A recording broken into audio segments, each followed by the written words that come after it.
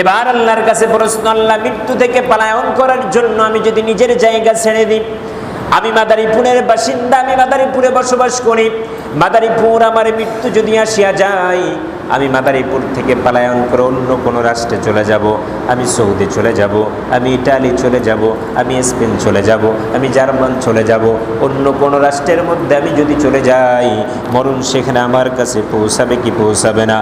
আল্লাহ রাব্বুল আলামিন কোরআনুল কারীমের 33 নম্বর সূরা আহজাবের 16 নম্বর আয়াতের মধ্যে বলে, কুল্লা ইয়ানফাকুমুল ফিরার ইন ফারারতুম মিনাল মাউতি ওয়াল ফাদ।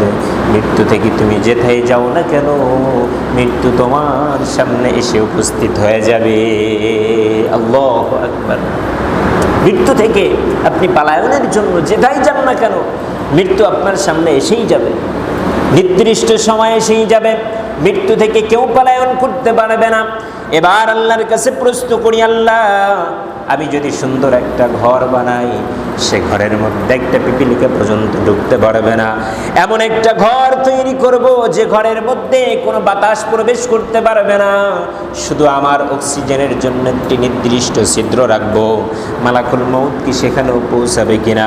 আল্লাহ রাব্বুল আলামিন কোরআনুল কারীমের সূরাতুন নিসার ৭৮ নম্বর আয়াতের মধ্যে বলে, আইনামা তাকুনু ইদরিকুমুল মাউত ওয়ালাউ কুনতুম ফি বুরুজিম মুশাইয়াদা।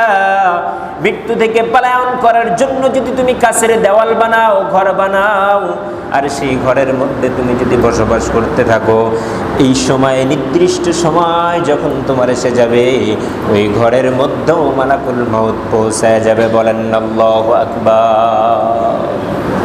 চিন্তা করা যায়, মৃত্যু থেকে বাঁচার জন্য আপনি যত উপায় গ্রহণ করেন না কেন, যত লাইফ সাপোর্টের মধ্যে থাকেন না কেন, সেখানেও আপনার কাছে মৃত্যু পৌঁছাবে কি পৌঁছাবে না? বলেন, কথা বলেন, পৌঁছাবে কি পৌঁছাবে না? মৃত্যু থেকে পলায়ন করার কোনো সুযোগ নাই। সর্বশেষ আল্লাহর কাছে প্রশ্ন, আল্লাহ তাহলে কি মৃত্যু থেকে আমার পলায়ন করার কোনো সুযোগ নাই? আল্লাহ রাব্বুল আলামিন সূরাতুল জুমার ৮ নম্বর আয়াতের মধ্যে বলে, কুল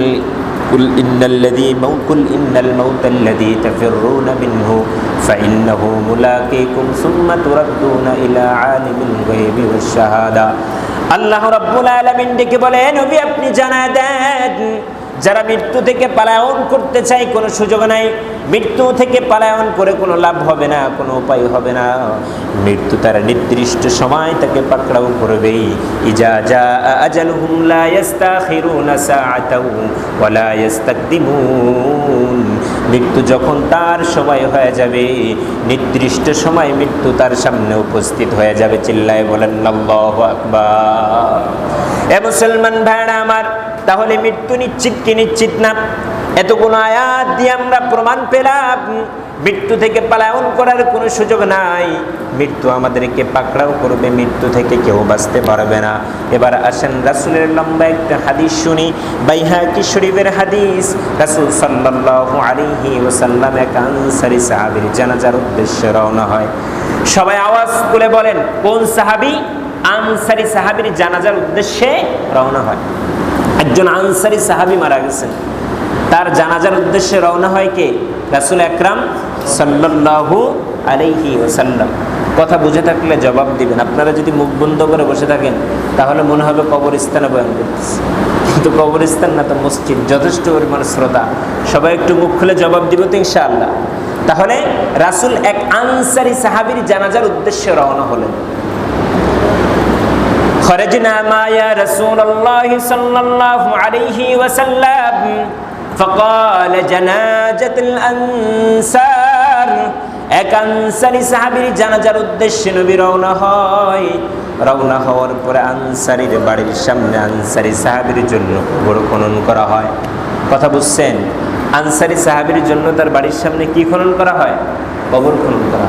আমরা যখন কোনো মাইয়াতকে দেখতে যাই, কোনো আত্মীয় স্বজন যখন আমাদের কারো মারা যায়, দেখবেন আমরা যাওয়ার পরে তাকে দেখার পর আমরা কবরস্থানে যাই, দেখি তার জন্য কবরটা কেমন করে খনন করে। যাই কি যায় না? মুরব্বী বাবারা জবাব দিন, যাই কি যায় না? যাই না আমরা? তা রাসূল সাল্লাল্লাহু আলাইহি ওয়াসাল্লাম আনসারী সাহাবীর জন্য যে কবর খনন করা হয়েছে, কবরটা দেখতে গেছে। রাসূল আকরাম সাল্লাল্লাহু আলাইহি ওয়াসাল্লাম আনসারী সাহাবীর কবরের সামনে উপস্থিত হলেন। কবরের সামনে উপস্থিত হওয়ার পরে নবীর হাতের মধ্যে একটা লাঠি, লাঠির উপর ভর করে নবী আনসারী সাহাবীর কবরের সামনে বসে যায়। বসার পরে কবরের দিক দীর্ঘ সময় নবী এমন করে তাকিয়ে থাকেন। তাকানোর পরে সাহাবায়ে কেরাম বলেন, নবী যখন বসে